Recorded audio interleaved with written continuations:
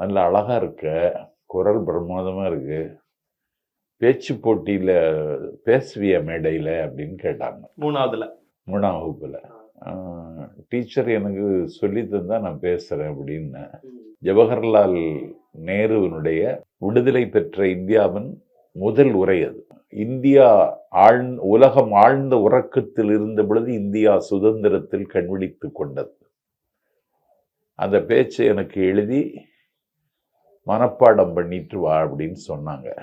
நான் அன்னைக்கே மனப்பாடம் பண்ணி காலையில கொண்டு போய் உங்கள்கிட்ட ஒப்பிச்சுட்டேன். சரி. அப்படியே கன்னத்துல தட்டி கொடுத்தாங்க.